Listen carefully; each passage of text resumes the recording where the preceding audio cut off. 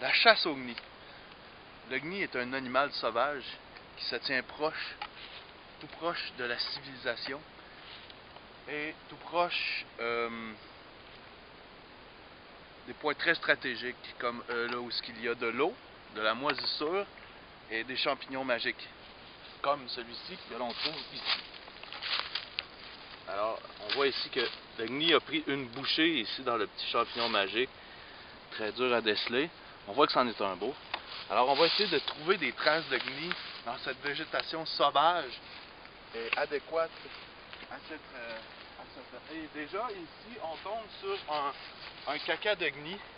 Alors vous pouvez voir le caca du gnis ici qui se comporte généralement de 3 petits tas avec un jamais trop loin. Alors là tout de suite on sait qu'il y a un gnis pas loin dans les parages. Alors on va essayer d'aller trouver le gnis sauvage d'Amérique du Nord et sa femelle, le glas. La glas d'Amérique et la femelle du gnis, très difficile à capturer, autant que le gnis, sinon plus, parce que la glas est réservée et très timide. Ça fait que elle se camoufle, elle. Puis sinon, c'est des personnalités publiques qui se transforment en quelques secondes. Et puis, en l'espace de quelques secondes, il faut être capable d'être assez vite pour la capturer et faire nos souvenirs avec. Ce qui n'est pas tout le temps évident. Elle se tient dans les bois, comme le gnis, et vaque à ses occupations comme faire la vaisselle, construire des huttes en bois, puis procréer.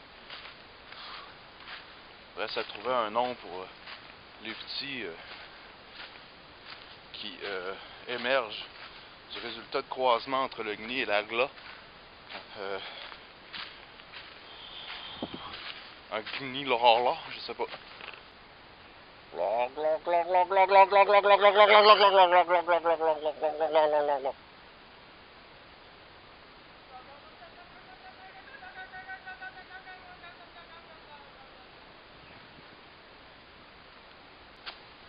La glas est pas mal, peut-être plus de soir que de jour.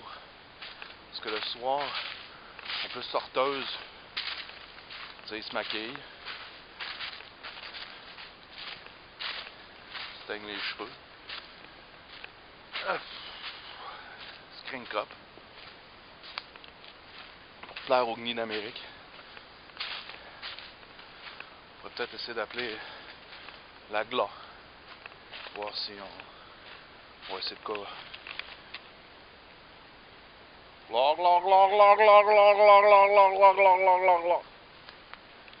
Je l'ai bien eu, ça ressemble à ça, le call du glas. On l'entend très rarement dans des occasions très spécifiques. Alors, faut pas se surprendre si on ne l'entend pas présentement. C'est pourtant une belle journée pour ça.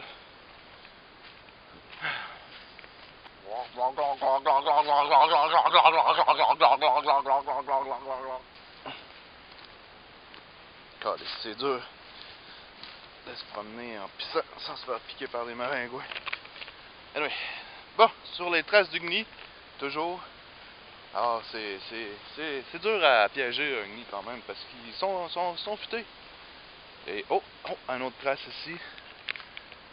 Un autre signe. Ou un autre symbole. OK! Méchant tas. Ouais. Ben là, je viens de comprendre que c'est une ruse. Et c'est très explicitement expliqué. Ça doit être une femelle. C'est sûr que c'est une femelle. Les femelles sont très intelligentes.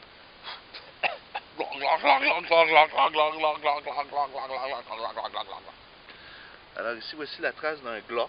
D'une glas, officiellement une glas, la femelle du gnis. Elle est ici quelque part. Elle se cache, elle se terre dans les bois. Et moi qui aime ça, se terre, Alors la femelle est très très intelligente, beaucoup plus que la mâle comme d'habitude. On voit ici que le message est clair.